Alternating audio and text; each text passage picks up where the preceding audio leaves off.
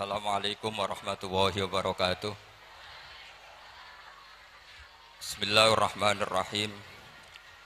Alhamdulillahirabbil alamin wassalatu wassalamu ala asyrofil mursalin sayyidina Maulana Muhammadin wa ala alihi wa sahbihi asmain nama ba'du.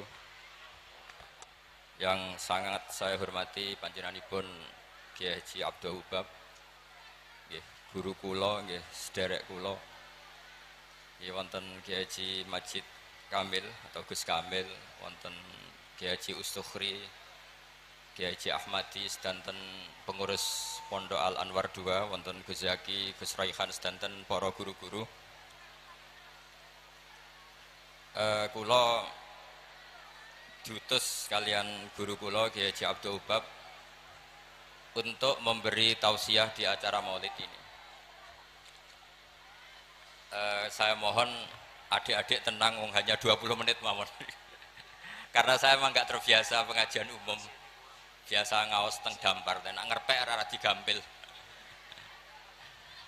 Begini gitu. Karena Pondok Al Anwar 2 juga tentunya semua 1, 2, 3 sampai 4 juga semua lembaga yang didirikan oleh Syekhuna Kiai Haji Maimun Zubair adalah lembaga yang memang dipersiapkan untuk ilmu, untuk mengawal ilmu. Sebagai wirasah nabawiyah, sebagai warisan Rasulullah Shallallahu Alaihi Wasallam. Maka saya minta anak-anak juga adik-adik baik yang lelaki maupun perempuan, jagalah kepastian ilmu.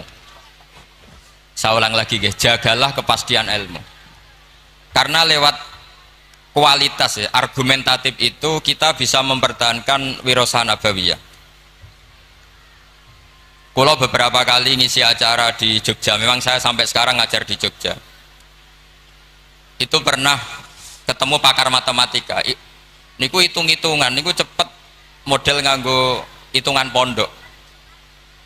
Misalnya kalau mereka bilang 2,5%, 2,5% dari 100, atau 1/20 dari 100, atau 1/10 dari 100. Itu kalau di hitungan Arab, karena Arab itu dulu ummatun ummiyah, umat yang ummi, itu Islam datang dengan matematika yang mudah sekali. Kita tahu misalnya dalam bab zakat, misalnya 2,5% dibahasakan rubu'ul usyur, karena bertahap. Ini untuk adik-adik ya kan. Jadi misalnya 100, 1/10-nya berarti berapa? 10. Nah dari 10 itu terus ngambil 1/4-nya, yaitu 2, berapa? 5. Itu lebih cepat timbang sampean poro gapit 100 terus dibagi 2 pinten? 5. Jadi ini kalau nanti jajal, saya pernah di salah satu kantor ketemu pakar matematika. Dia tanya saya, Pak Bahak, kenapa Anda nggarap matematika itu cepat? Saya bilang, ini matematika Arab, kata saya. Itu mereka kalah cepat sama saya nggarap. Karena tadi, karena Arab itu ummatun ummiyah. Sehingga saya pernah diberi waktu khusus untuk ngajar semacam ekstrakurikuler di salah satu kampus. Mengajar ulumul Islam.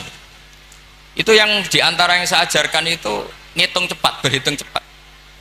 Misalnya sampai ngitung 1/10 dari 100 sudah tidak mikir, apalagi 1/20. Tapi kalau Islam, misalnya zakatut tijarah, zakatut ziroah itu misalnya, ya sudah, misalnya kalau 1/10 ya disebut usyur, kalau 1/20 disebut nisful usyur. Jadi cara berpikir ya 100 diusurkan itu 10, nanti kalau nisful usyur ya berarti berapa? 5. Mereka bilang 1/10 atau 1/20. Sehingga kalau hitungannya miliar juga lebih gampang. Itu tadi misalnya 1 miliar usurnya berarti 100 juta, rubuknya berarti 25 juta. Berarti per 1 miliar adalah 25 juta. Nah ini penting saya utarakan supaya Anda bangga dengan apa yang Anda pelajari di Pondok Pesantren Sarang. Jadi pastikan semua ilmu itu al-bayyinah. Al-bayyinah itu argumentatif secara jelas. Kita ini yang mengkaji Quran, mengkaji tafsir, itu betapa bangganya kita jadi muslim, jadi mukmin. Saya beri sekian contoh. Misalnya dalam tradisi pesantren Quran itu ada istilah sakta. Dan alhamdulillah tadi saya tahu betul di sini alhamdulillah sekarang ada Gus Rokib, ada istrinya Gus Roji yang mengampu tahfidz. Saya senang sekali karena semua ini keluarga saya, dan saya sama Gus Bab itu buyut saya kandung itu Mbah Maimunah, Mbak Yunya, Mbak Bedowi. Jadi senang sekali kalau di sini juga ada tahfidz, di Pondok Anwar juga ada garwanya Gus Naji, garwanya Gus Kamil. Saya mohon selain diajarkan syarat talaki atau musyafahah dalam bahasa pesantren, juga diajarkan kepastian hukum pentingnya sakta, supaya orang tidak ragu lagi bahwa kita ini tidak kayak seremonial, memang benar-benar bihujjatin ilmiah, atau kalau istilah para nabi, kul inni ala bayyinatin mir rabbi, benar-benar argumentatif. Sakta itu dimaksudkan adalah, kalau ibarat sastra itu taktek itu memotong. Jadi misalnya begini, yang paling terkenal tentu alhamdulillahilladzi anzala ala abdil kitaba wa lam yaj'al lahu iwaja. Terus disaktah qayyimah. Andai kan tidak ada sakta, maka bacanya gini, walam yaj'al, lan orang gawe sapa Allah lahu ing Quran, ora digawe iwajan ing bengkok. Qayyiman ya ora digawe jejeg. Itu kan jadi kacau. Ya Quran itu ya ndak bengkok ya ndak jejeg. Tapi barokahnya ada sakta, Allah tidak membuat Quran sebagai sesuatu yang bengkok. Sakta berhenti. Berhenti itu menyimpulkan kalau tidak bengkok maknanya jejeg atau lurus, sehingga memang harus sakta. Begitu juga di surat Yasin, ketika orang kafir bangkit dari kubur, mereka bilang misalnya wa nufikha fis-sur fa idzahum minal ajdathi ila rabbihim yansilun. Terus qalu ya waylana man ba'atsana mim marqadina. Orang kafir ketika bangkit dari kubur, mereka tanya, mam ba'atsana mim marqadina, kita yang bangkitkan siapa? Tentu ini adalah qailul mustafhim, omongannya orang yang tanya. Terus kita sakta, terus kita teruskan hadza ma wa'adar rahman wa shadaqal mursalun. Tentu hadza ini tidak sama pengucapnya, atau yang mengatakan itu tidak sama. Yang satu qaulul mustafhim atau qaulus sa'il, yang satu qaulul mujawib, entah yang jawab langsung Allah entah malaikat. Yang jelas itu beda yang mengatakan, atau beda qailnya. Berarti menjadi siapa yang membangkitkan kita, sakta, terus dijawab hadza ma wa'adar rahman. Andai kan itu dibaca langsung, maka hadza ma wa'adar rahman bagian dari yang dikatakan al mustafhim, bagian yang dikatakan mam ba'atsana mim marqadina hadza ma wa'adar rahman, itu kacau semua. Sehingga saya mohon sekali semua ilmu yang kita dapatkan itu tolong dipastikan bayinahnya. Begitu seterusnya. Dulu Syekhina Kiai Haji Maimun Zubair itu sering gojlok, yasinan kok ora roh wakaf, itu kata beliau. Beliau itu paling enggak seneng kalau santri yasinan gini misalnya, fala yazunka qauluhum inna na'lamu ma yusirun, itu enggak seneng sekali beliau. Karena tentu maknanya itu fala yahzunka qauluhum Muhammad, kamu jangan risau oleh apa yang mereka katakan. Kalau kamu baca langsung inna na'lamu itu jadi makaulul kaulnya kauluhum, yang mereka katakan adalah inna na'lamu ma yusirruna wa ma yu'linu. Itu tentu kacau, secara makna kacau. Yang benar adalah fala yahzunka qauluhum, kita wakaf, kamu jangan gelisah oleh apa yang mereka katakan, yaitu mereka berkomentar bahwa Rasulullah tidak nabi, Rasulullah majnun, Rasulullah sahir.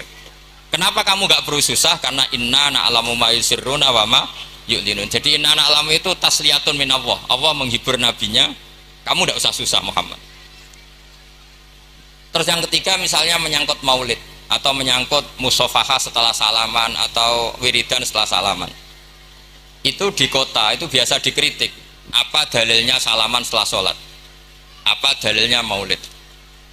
Anda sebagai pengikut ahli sunnah yang ala aswaja atau ala Islam Nusantara kalau bahasanya NU, saya juga sering dibully Islam Nusantara itu apa Pak Bak? Apa terus menjadi firqah 73 menjadi 74 karena ditambah Islam apa? Nusantara. Begini loh logika Islam Nusantara itu. Di komunitas internasional itu kalau tidak Syiah itu dinamakan Sunni. Seorang lagi ya, di komunitas internasional itu kalau tidak Syiah disebut apa? Sunni.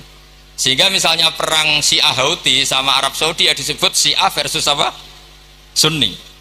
Jadi Wahabi itu dalam dunia internasional disebut apa? Sunni, setidaknya dalam bahasa jurnalistik. Tapi kita dengan Sunni Wahabi itu banyak perbedaannya. Misalnya mereka anti wasilah, kita percaya apa?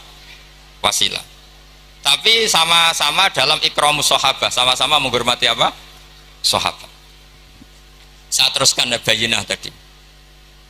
Sehingga orang-orang Islam kota yang Sunni Aswaja, itu mereka sering tanya, kalau setelah salam orang nyalakan HP boleh enggak?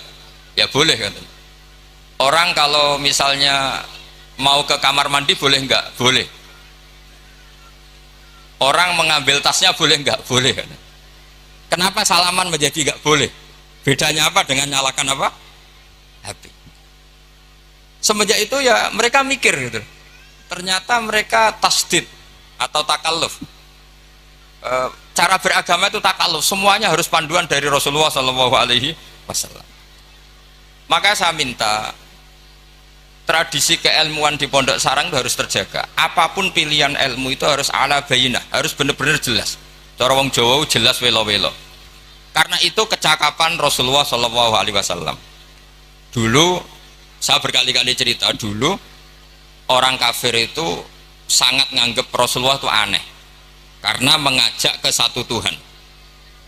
Saya berkali-kali cerita logika ini, aja'alal alihata ilaha wahida inna hadza la syai'un ujab. Urusan kita banyak, problem kita banyak, kenapa Tuhannya satu itu tidak cukup Muhammad? Terus mereka sama Nabi didatangin, terus Nabi bikin argumen tandingan. Kalau kamu jadi pembantu lalu majikan kamu banyak, kamu suka enggak? Perintahnya beda-beda, seleranya beda-beda. Wah ya tidak suka Muhammad, nanti kita repot. Ya sudah, Tuhanmu itu majikan kamu, kalau banyak-banyak kamu yang repot. Ya sudah, mat Tuhan satu aja katanya. Itu namanya bayinah. Sehingga Allah mengajarkan itu secara jelas. Daraballahu mathalan rajulan fihi syuraka'u mutasyakisuna wa rajulan salamal lirrajul hal yastawiyani mathala alhamdulillah. Jadi zaman itu orang kafir pun langsung paham sampai bilang alhamdulillah. Allah membuat satu perbandingan, satu pembantu yang punya majikan banyak dengan satu pembantu yang punya majikan satu. Nasibnya baik mana? Tentu baik yang punya satu majikan. Akhirnya mereka paham, Tuhan kamu adalah majikan kamu, kalau banyak-banyak kamu yang repot. Ya sudah, mat satu saja. Nah ini yang dimaksud lam yakunil ladzina kafaru min ahlil kitab wal musyrikina munfakina hatta ta'tiyahumul bayyinah. Ahli kitab apapun ngototnya pada keyahudian atau kenasronian itu tetap infikak, tetap akan tercerabut ketika ta'tiyahumul bayyinah, ketika datang penjelasan yang jelas, corong Jawa jelas welo-welo. Makanya saya minta anak-anak yang akademik ini harus menerima ilmu secara bayyinah. Saya masih ingat Mbah Mun itu ketika ditanya, ya jenengan damel kurikulum, maka bocah rapati iso ngaji Wahab, ngaji Mu'in. Kata Mbah Mun, sing ngaji tenanan ya ben Karangmangu. Saiki roh mondok sithik-sithik jamaah mbek ngaji mbek ora ora blas apik endi? Ya apik rondok ngaji. Ya wis berarti ya apik kurikulum kata dia. Artinya ya logikanya jelas. Makanya lama dulu itu kalau bikin logika itu sesuatu yang nggak masuk akal saja, kalau lama dulu yang ngendikan itu masuk akal. Dulu Abu Yazid itu punya murid namanya Syakik Al-Balkhi. Dia orang kaya, biasa donatur pondok, biasa mendonasi pondoknya Abu Yazid. Setelah dia perjalanan dagang di satu Sahara gitu, di gurun pasir, ada burung yang patah sayapnya, patah kakinya. Ternyata tetap dapat rezeki, dikasih makan burung yang waras, yang normal. Singkat cerita, si murid tadi datang ke gurunya, Pak Guru, saya sekarang mau jadi orang zuhud, gak mau jadi orang kaya. Ternyata orang paling lemah pun, makhluk paling lemah pun dapat rezeki. Terus cerita kejadian tadi. Terus sama gurunya ditertawain. Kamu mau jadi orang zuhud, orang jadi orang fakir, terus dikasih orang, di rumah orang. Iya, ternyata semua makhluk yang lemah pun dapat rezeki. Kata gurunya itu, gojol gurunya itu, lima dala tak tabiru anta. Kenapa kamu tidak iktibar dengan bitoir, katanya dengan burung yang waras yang memberi? Pikiran kamu kok aneh? Ingin kok yang diberi. Kalau sama-sama cita-cita ya seperti burung yang memberi. Terus Terus beliau gurunya dalil al yadul ulya khairum al yadis sufla, bahwa tangan yang di atas lebih baik tangan yang di bawah. Akhirnya murid tadi mencium gurunya terus bilang, anta ustadi, kamu benar-benar guru saya. Lah kenapa saya cerita ini? Supaya sanad ini tersambung sampai Rasulullah SAW. Misalnya guru kita Mbah Mun ikut ngurusi negara, jika negara ini meskipun enggak negara Islam tapi ukuran negara itu sangat Islam. Logikanya gampang, kamu ikhlas negara ini diatur oleh orang-orang yang enggak sholat, yang narkoba, yang macam-macam, apa lebih suka negara ini diatur oleh orang yang sholat, yang meyakini kebenaran Islam? Tentu kita milih yang meyakini kebenaran Islam. Itu bisa didapatkan kalau dipandu ulama apa kalau dilepas ulama? Kalau dipandu ulama. Sehingga dalam kitab Minhajul Abidin diceritakan ada orang sufi yang merasa dunia sudah rusak, kemudian milih uzlah. Ketika uzlah, beliau mengalami satu kasuf, ada hatif bilang, taraktum ummata Muhammadin fi aidil mubtadi'ah. Kamu enak-enakan uzlah di sini, tapi membiarkan umat dipimpin orang lain yang menyesatkan. Jadi mungkin kalau kita kumpul orang itu dosa, wong ngrasani, bedelok wong wedok, macam-macam. Tapi ketika meninggalkan umat ini berarti kamu biarkan dipimpin orang lain, dan orang lain ini bisa tidak ahli sunnah, bisa orang yang sangat menyesatkan. Berarti uzlah juga punya sisi dosa. Akhirnya ulama ini kembali ke masyarakat dan menunggui masyarakat mengawal mazhab ahli sunnah wal jamaah. Jadi saya mohon adik-adik terlatih bahwa semua ilmu itu ala bayyinah. Qul inni ala bayyinatim mir rabbi. Semua nabi itu punya kemampuan menjelaskan. Itu yang disebut lam yakunil ladzina kafaru min ahlil kitab wal musyrikina munfakina hatta ta'tiyahumul bayyinah. Nah, kemampuan menjelaskan ini harus dimiliki anak-anak santri. Anak-anak Anwar 2 yang anak-anak masih belajar itu terutama harus belajar ilmu logika. Termasuk kitab kebanggaan saya itu kitab Syarah Bukhari. Beliau ketika menafsirkan hadis atau mensyarah hadis, salasun mangkunna fihi wajata halawatal iman. 3 hal ini kalau seseorang tahu atau faham maka menemukan halawatal iman, manisnya iman. Beliau mengartikan manis itu artinya enak. Enak itu nyaman. Nyaman itu tidak iskal, tidak galau. Terus beliau mencontohkan, andaikan agama ini tidak masuk akal, maka kita akan galau selama-lamanya. Terus beliau menyontohkan, alam ini kata Allah, saya ulang lagi ya, alam ini kata Allah itu diciptakan oleh zat yang super, yaitu kalau oleh ilmu kalam disebut wajibil wujud. Terus beliau berargumentasi cerita Islamnya Jubair bin Mut'im, berarti Mut'imnya ya, Jubair bin Mut'im bin Adi, berarti Mut'imnya. Dulu zaman Nabi itu juga sudah ada orang ateis, orang ateisme. Kalau bahasa Arab dulu itu al-mu'attilah, kalau bahasa Arab sekarang itu biasanya disebut syuyu'i. Orang-orang ateis itu nggak mau mikir, pokoknya bumi ya ono, langit ya ono, sebabnya apa ya mbah, pokoknya ono. Terus sama Islam diterangkan, Dalalah Mut'im ini datang ke Medina sebagai negosiator Asra Badrin, tawanan Badar. Dalalah Rasulullah pas baca surat Wattur wa kitabim mastur fi raqim mansur. Di antara itu ada ayat am khuliqu min ghairi syai'in am humul khaliqun.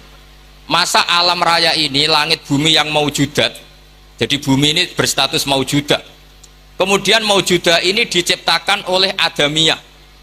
Jadi kalau kamu berfaham ateis, artinya hadhil maujudat khalaqahal adam, ini semua yang maujud diciptakan oleh sesuatu yang tidak wujud.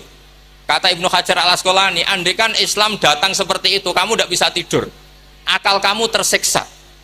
Karena kamu profesor kayak apa tidak bisa menemukan logika hadhil maujudat khalaqahal adam, bahwa maujud ini diciptakan oleh ketiadaan.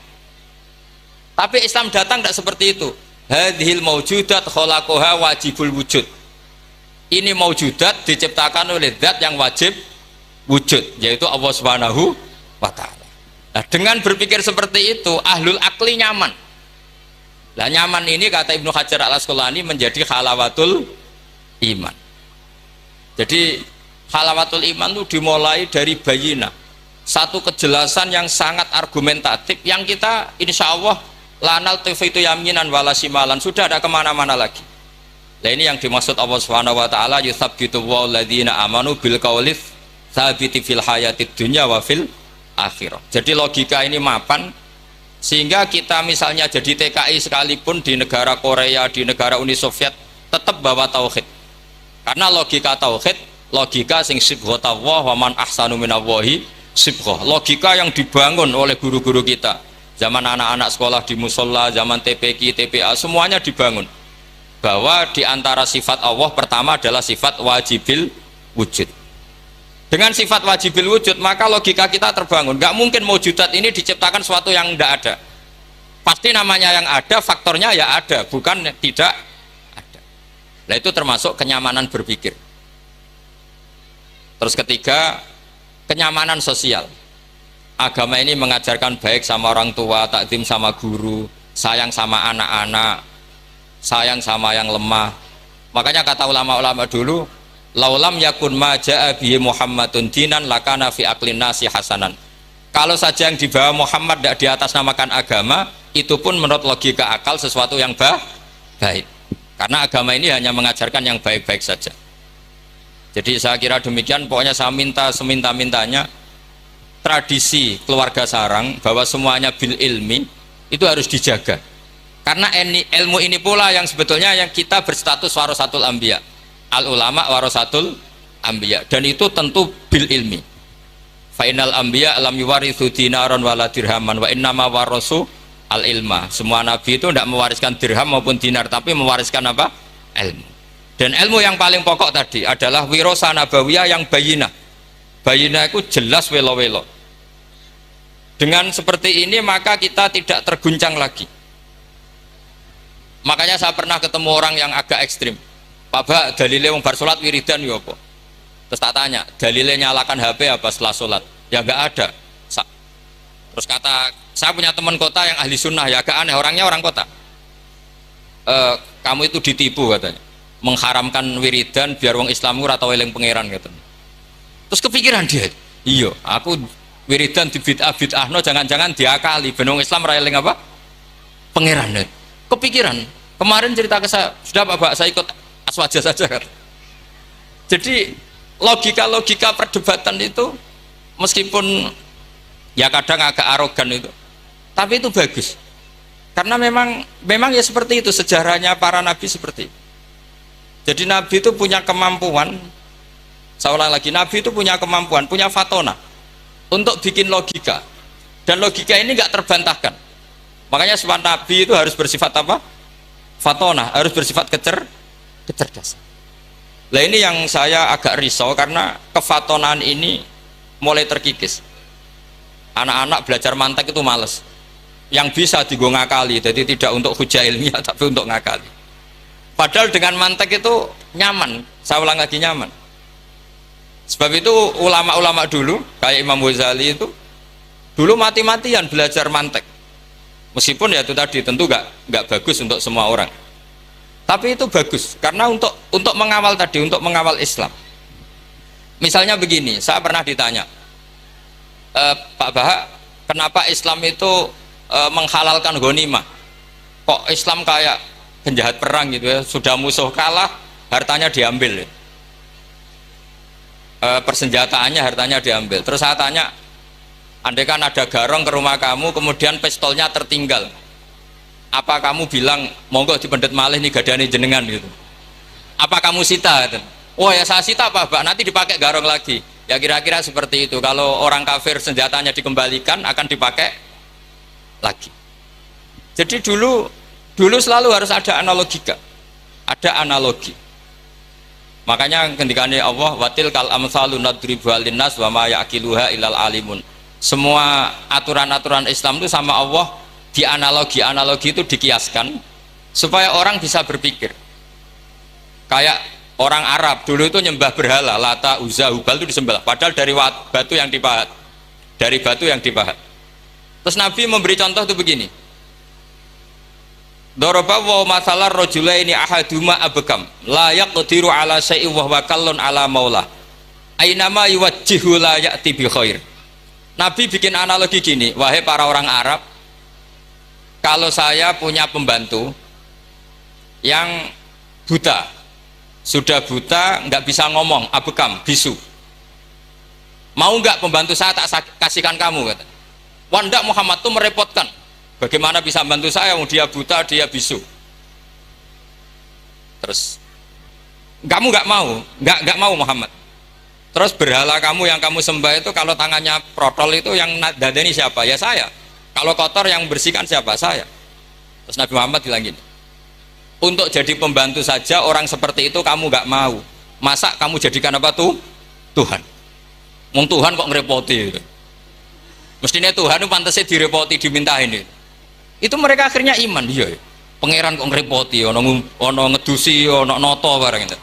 Allah gampang sekali. Darabahu masalah rajulaini ahaduma abkam. Abkam itu bisu. La yaqdiru ala syai'in, tidak mampu melakukan apa-apa. Wa huwa kallun ala maula. Namanya bisu, tuli, itu hanya merepotkan yang punya. Ainama yuwajjihu la ya'ti bi khair. Diarahkan kemana saja tidak membawa yang positif. Akhirnya mereka iman. Makanya disebut lam yakunil ladzina kafaru min ahlil kitabi wal musyrikina munfakina hatta ta'tiyahumul bayinah, bahwa orang-orang kafir baik berkategori ahli kitab maupun orang musyrik tidak mungkin tercerabut dari akar kemusyrikan atau akar keyahudian, kenasronian hatta ta'tiyahumul bayinah, sehingga datang satu hujjah, satu argumentatif yang bisa mengalahkan pikiran mereka. Siapa itu? Rasulun minallah yatlu suhufam mutahharah. Nah sekarang Rasulullah sudah intaqala ila rafiqil a'la, tapi punya warosah, yaitu para ulama. Dan para ulama, para habaib, para siapa sajalah yang mewarisi ilmunya Rasulullah. Dan saya mohon sekali anak-anak ini harus terbiasa akademik. Ya akademik macam-macam lah. Saya berkali-kali baca hadis sahih. Yang paling saya cintai dari hadis itu apa? Yaitu kalimat-kalimat Rasulullah. Itu memang luar biasa. Misalnya beliau ngendikan orang mukmin itu baik semua. Ajaban li amril mukmin. Terus beliau ngendikan itu ajaban li amril mu'min inna amrahu kullahu khairun in asobathu sarra syakara fakana khairan lah wa in asobathu darra sabara fakana khairan lah. Terus beliau ketika ngendikan kematian, kehidupan itu optimis sekali dan dengan pandangan positif. Kata Rasulullah, anggap saja kalau kamu hidup itu ziyadatan li fi kulli khairin, potensi mendapat kebaikan. Kalau kamu mati ya syukuri, anggap saja pengakhiran dari semua keburukan. Sehingga ada tadat kiai-kiai dulu itu kalau ada bajingan mati, orang oplosan kok mati, ya tetap bilang, saya nggih Pak niki saya. Meskipun hadirin nggak siap bilang saya. Nggih saya Pak nggih. Karena mautu hadal fasik khairun lah. Matinya orang fasik ini bagus supaya nggak mereman lagi, nggak ngemel lagi, nggak jadi problem lagi. Jadi doa hidup dan mati itu seindah itu Rasulullah. Ya Allah, jika saya hidup anggap saja ziyadatan li fi kulli khairin. Terus wal mauta rohatan li min kulli syarrin, kematian adalah akhir dari segala apa? Keburukan. Saya ini termasuk kiai muda yang nggak pati takut mati. Artinya bukan karena saya yakin soleh, enggak. Misalnya kalau apa mati pikiran kula Gusti ini akhir dari segala potensi keburukan saya. Artinya kagum saya bukan masalah takut dan berani, enggak. Keilmian Rasulullah Shallallahu Alaihi Wasallam, betapa mudahnya Nabi melihat sesuatu itu positif. Hidup dianggap tadi ziyadatan lana fi kulli khairin, kalau kematian anggap saja rohatan lana min kulli syarri. Jadi mudah sekali Rasulullah. Lah ini menurut saya kefatonahan yang harus diwaris kita semua. Ya ngoten mawon. Assalamualaikum warahmatullahi wabarakatuh.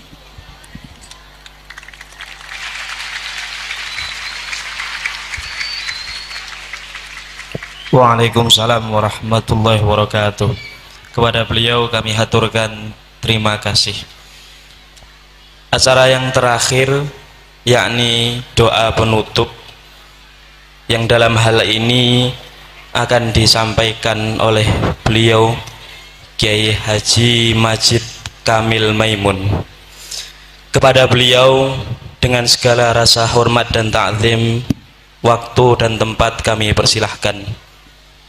Dan sebelumnya kami selaku pembawa acara memohon maaf yang sebesar-besarnya bila mana dalam membawakan acara pada pagi hari ini ada ahwal maupun akwal yang kurang berkenan di hati hadirin hadirat sekalian. Dari kami, wal afu minkum, assalamu alaikum warahmatullahi wabarakatuh.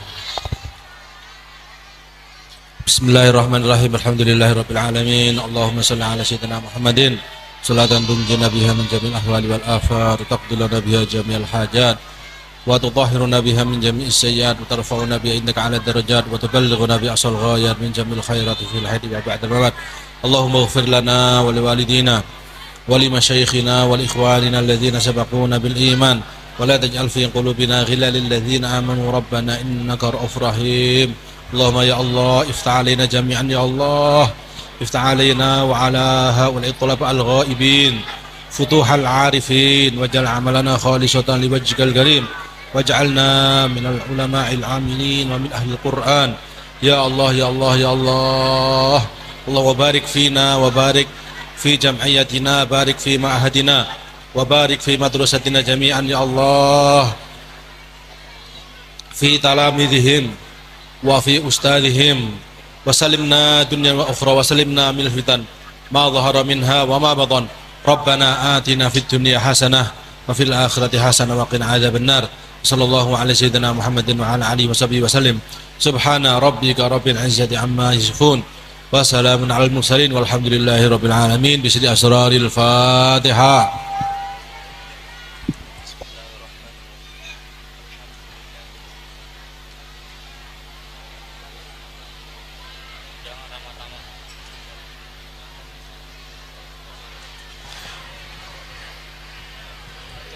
Diberitahukan kepada seluruh tamu undangan untuk mengikuti ramah tamah di dalam Kiai Haji Abdullah Ubab,